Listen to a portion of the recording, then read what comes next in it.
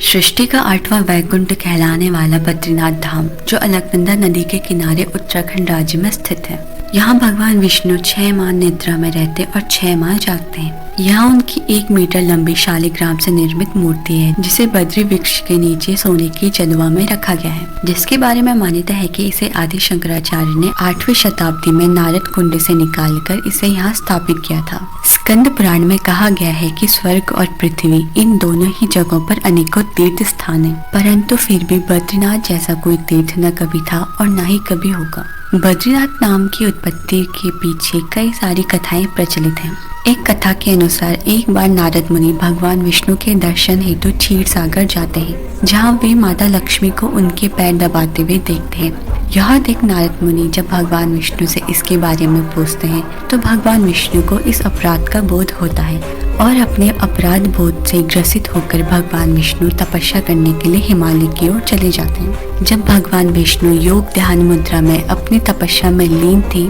तो शरद ऋतु होने के कारण वहाँ अधिक हिमपात होने लग गया और भगवान विष्णु हिम में पूरी तरह डूब चुके थे। उनकी यह दशा देख माता लक्ष्मी का हृदय द्रवित हो उठा और उन्होंने स्वयं भगवान विष्णु के समीप खड़े होकर एक बद्री के वृक्ष का रूप ले लिया और समस्त हिम को अपने ऊपर सहने लगी। माता लक्ष्मी भगवान विष्णु को धूप, वर्षा और हिम से बचाती थी और इन्हें अपने ऊपर ही सहती थी। कई वर्षों बाद जब भगवान विष्णु ने अपना तप पूर्ण किया, तो देखा कि लक्ष्मी जी हिम से ढकी पड़ी हैं। तो उन्होंने माता लक्ष्मी के तप को देखकर कहा कि हे देवी, तुमने भी मेरे ही बराबर तप किया है, सो आज से इस धाम पर मुझे तुम्हारे ही साथ पूजा जाएगा। और क्योंकि तुमने मेरी रक्षा बद्री वृक्ष के रूप में की है, तो आज से मुझे बद्री के नाथ यानी बद्रीनाथ के नाम से जाना जाएगा। तो वहीं दूसरी पौराणिक लोक कथाओं के अनुसार बद्रीनाथ तथा इसके आसपास का पूरा क्षेत्र किसी समय शिव की भूमि यानी केदार खंड के रूप में अवस्थित था। जब गंगा नदी धरती पर अवतरित हुई, तो यह 12 धाराओं में बट गई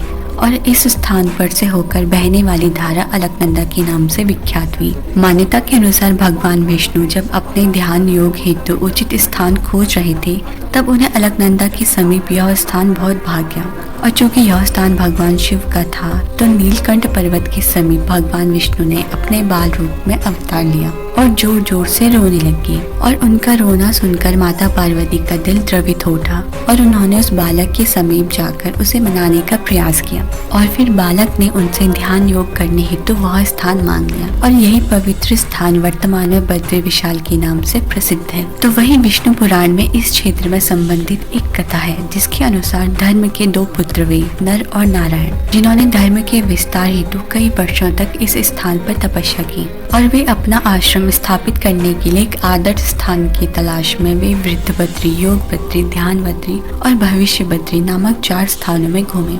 अंत में उन्हें अलकनंदा नदी के किनारे पर एक गर्म और एक ठंडे पानी का कुंड मिला, जो उनके आवास के लिए उपयुक्त था और तब से इसके पास के क्षेत्र को उन्होंने बद्री विशाल नाम दिया। और यह भी माना जाता है कि महर्षि व्यास ने महाभारत इसी जगह पे लिखी और नर नारायण ने अगले जन्म में अर्जुन और कृष्ण के रूप में जन्म लिया था।